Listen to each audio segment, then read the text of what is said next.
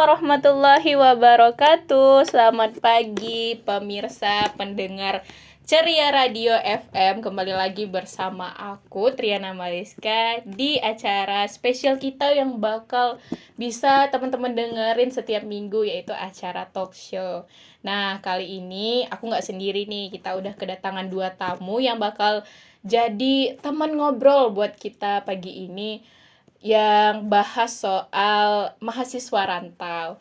Nah, mungkin kita kenalan dulu kali ya sama kakak-kakak, 2 orang yang udah datang ke acara talkshow kita pagi ini.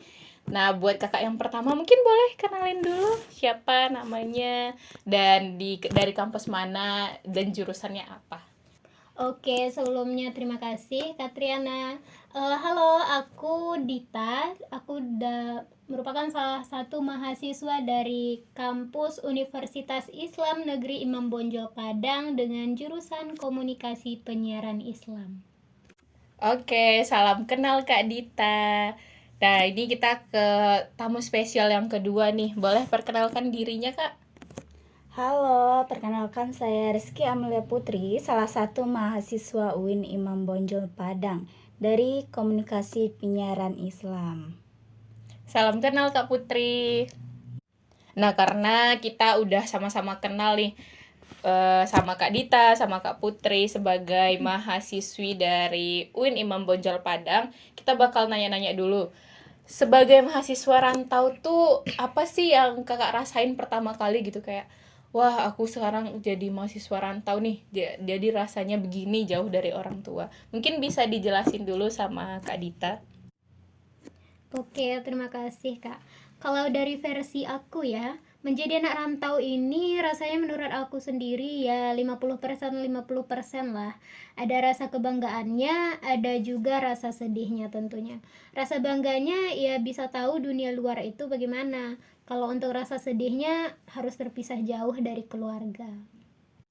Oke, jadi gitu rasanya jadi anak rantau menurut Kak Dita. Coba kita tanya lagi ya ke Kak Putri. Mungkin ada feeling yang beda yang dirasain sama Kak Putri sebagai anak rantau. Boleh dijelasin Kak, gimana sih rasanya jadi anak rantau itu? Kalau menurut saya sih sebagai anak rantau, meskipun meninggalkan rumah mungkin itu sulit, ini juga bisa menjadi pengalaman transformasi kita yang menumbuhkan kemandirian dan juga penghargaan yang lebih dalam terhadap kenyamanan rumah sendiri. Gitu. Oke, jadi gitu ya teman-teman yang dirasain sama Kak Dita dan Kak Putri sebagai mahasiswa rantau. Nah, karena tadi kakak yang berdua ini udah jelasin, udah perkenalkan diri bahwa mereka adalah salah satu ya mahasiswi di Universitas Imam Bonjol Padang. Mungkin kita bisa nanya nih ke mereka, kenapa ya alasannya untuk memilih prodi dan kampus UIN ini sebagai penempuh pengalaman pendidikan mereka di perguruan tinggi. Kita mulai dari Kak Putri dulu nih. Baik, terima kasih. Kenapa saya memilih Universitas Imam Bonjol Padang dan juga prodi KPI tersebut? Pada awalnya, dalam memilih universitas ini, ya karena saya dulu tuh orangnya pemalu dan juga introvert ya.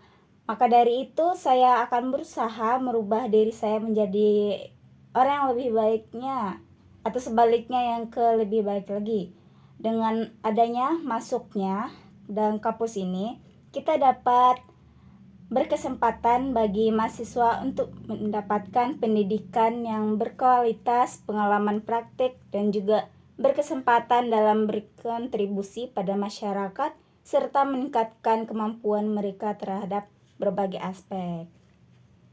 Wah, menarik banget ya. Jadi memang kita tuh punya alasan tersendiri kalau milih kampus dan jurusan. Nah, sekarang kita coba dengar ya alasan Kak Dita kenapa milih kampus dan jurusan ini. Oke, kalau dari aku sendiri ya Kak, aku milih universitas dan prodi yang dijalanin sekarang ini itu pertama aku dari jalur SPAN PTKIN dulunya Kak. Kenapa bisa di UNIF dan prodi komunikasi penyiaran ini? Pertama aku juga dari madrasah aliyah, jadi rasanya emang udah pantas untuk masuk ke UIN dan alhamdulillah kemarin lulusnya di UIN Imam Bonjol Padang ini. Kalau untuk prodi sendiri, aku milih prodi komunikasi penyiaran Islam ini karena aku merasa tertarik sama dunia penyiaran juga nih Kak. Jadi jurusan komunikasi penyiaran ini menurut aku jurusan yang tepat.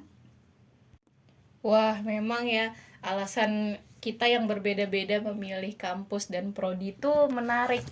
Dan mungkin sudah terlambat, tapi pengen tetap ngucapin selamat nih ke kakak-kakak yang udah bisa menempuh perguruan tinggi di kampus dan jurusan ini sesuai dengan pilihannya sendiri. Oke, kita lanjut ke pertanyaan ketiga. Ini soal struggle dan culture shock pertama kali kakak-kakak tinggal di Padang. Mungkin nanti kita akan tanya ke Kak Dita gimana struggle-nya pertama kali waktu hidup merantau dan apa sih culture shock yang dialami sama Kak Putri waktu pertama kali tinggal di Padang.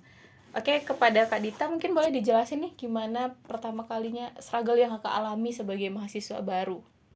Mungkin kalau dari aku ya, itu pas pertama kali nyampe ke Padang. Soalnya itu benar-benar aku pertama kali ke kota Padang ini dan itu juga sendiri. Jadi nggak ada kenalan siapa-siapa di sini karena kalau untuk teman-teman kebanyakan dulu kenalnya teman-teman itu secara online. Dan kalau untuk apanya mungkin di Padang ini penyesuaian terhadap cuaca juga karena cuaca di Padang ini kan panas jadi berbeda dengan cuaca yang ada di kampung gitu Kak. Oke, jadi cukup struggling juga ya sebagai Kak Dita pertama kali tinggal di Padang. Nggak kenal siapa-siapa, penyesuaian sama cuaca juga sulit. Nah, untuk Kak Putri sendiri, culture shock pertama kali untuk menetap di Padang tuh apa, Kak?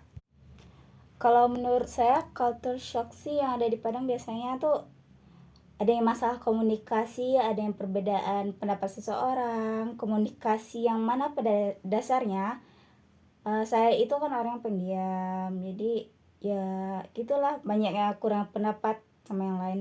Kemudian ada sulitnya menyesuaikan emosi diri saya sendiri begitu. Oke, jadi gitu ya Kak. Memang kalau untuk tinggal, kita yang biasanya tinggal sama orang tua, terus jadi tinggal sendiri tuh cukup banyak perjuangan yang perlu kita lewati dan beberapa culture shock yang kita alami di tempat tinggal baru kita. Nah, kita lanjut ke pertanyaan selanjutnya nih Kak. Aku juga pribadi penasaran nih sebagai mahasiswi dan merantau jauh dari orang tua tuh masa paling sulit yang Kak Dita dan Kak Putri alami tuh kapan sih? Kayak misalnya dari perkuliahannya sendiri atau sebagai kehidupan mahasiswa perantau gitu. Bisa kita mulai dari Kak Putri dulu nih. Baik Kak, kalau menurut saya masa yang paling sulit selama merantau, menurut saya yang paling sulit itu dulu dalam membagi waktu yang mana kuliah dan juga mana yang kerja luar kuliah, dan juga sekarang saya juga insya Allah sudah bisa. Oke, mungkin kita lanjut ke Kak Dita ya. Kita mau tanya-tanya gimana masa yang paling sulit yang Kak Dita alami selama kuliah dan sebagai mahasiswi rantau. 4 menit. Oke Kak, kalau menurut aku masa sulit selama kuliah ini kalau dari perkuliahannya ya, itu sama tugas-tugasnya ya Kak. Soalnya itu berbeda sama tugas-tugas kita waktu sekolah dulu. Terus dari tugas-tugas prakteknya juga ya lumayan lah. Tapi gimana pun harus tetap kita kerjain sama dijalanin juga. Dan untuk masa sulit kita sebagai seorang perantau ini ya ketika harus jauh dari orang tua yang biasanya apa-apa sama orang tua gitu kan. Sekarang harus bisa sendiri. Kalau lagi sakit juga begitu. Terus kita harus bisa nargetin keuangan sebelum orang tua kita ngirim uang untuk belanja. Ya, memang begitu ya teman-teman, sebagai mahasiswi yang juga perantau jauh dari keluarga tuh banyak masa sulit yang kita alami, mulai dari manajemen waktu dan menghadapi tugas-tugas kuliah, juga soal manajemen keuangan yang harus kita rapikan sebaik mungkin karena kita jauh dari orang tua. Oke, kita langsung ke pertanyaan terakhir aja nih buat Kak Dita sama Kak Putri soal harapan dan rencana ke depannya. Mungkin nanti setelah kuliah ingin merantau lagi lebih jauh ke luar negeri mungkin, siapa tahu kan. Jadi kita tanya dulu nih ke Kak Dita dulu gimana harapan dan rencana ke depannya setelah kuliah nanti. Oke, terima kasih Kak Triana. Kalau harapan aku ya ke depannya dan untuk kita semua sebagai mahasiswa rantau dan juga yang lagi menempuh pendidikan, ya semoga kita bisa jalanin dan bisa kuat pantang menyerah dengan apa yang kita lakukan karena semua ini juga untuk masa depan kita. Dan kalau dari aku, rencana untuk kedepannya ya semoga nanti bisa lulus dengan memuaskan, terus bisa cepat dapat kerja juga, Kak.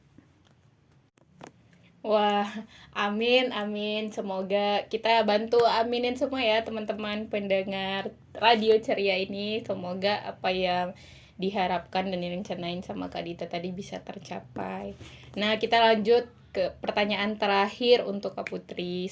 Masih sama soal harapan dan rencana ke depannya nanti. Baik, pada harapannya sendiri, menurut saya pribadi, kita tuh harus menjaga kesehatan kita, dan juga kita harus meningkatkan karir kita dan juga pendidikan. Kemudian hubungan kita dengan orang lain menjadi lebih baik.